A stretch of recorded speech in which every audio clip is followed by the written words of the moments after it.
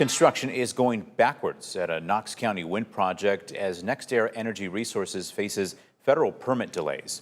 Maddie France joins us in studio to explain where that delay is coming from and how it impacts area workers and schools. Hey, Maddie.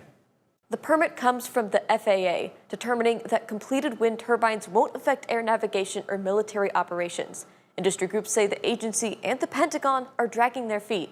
The Associated Press reports more than 250 projects are impacted by these delays. For people in Knox County who are relying on this project, it's a tough pill to swallow. Here in rural Knox County, the wind blows hard enough to make your ears hurt and nudge birds off power lines.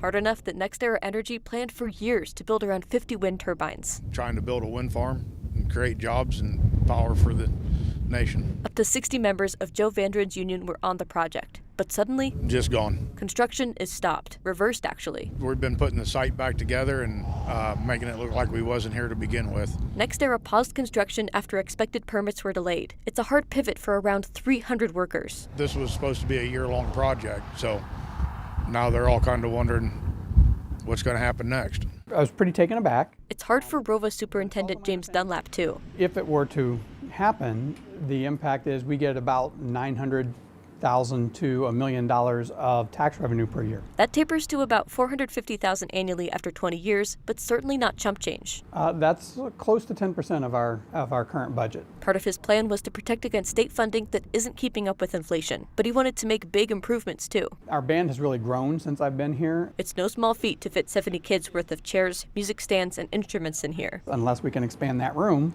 then we may have to start telling kids you can't be in band, and we don't want to have to go that route. All hope isn't lost, though. There's a possibility that, once the permits are done and they get the work done, that they'll be able to come back and finish all the work, and I'm hoping that that still happens. Hopefully we can do something to change this. If those permits come through, NextEra says it will reevaluate, and all of Vandren's work won't be gone with the wind. In Orion, Maddie France, WQAD News 8.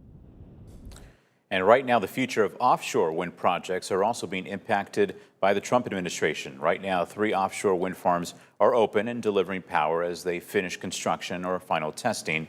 Now, one of those is powering 660,000 homes, but there are over 40 federal offshore leases. And now the White House is buying back some leases, giving payouts to energy companies to walk away from the projects.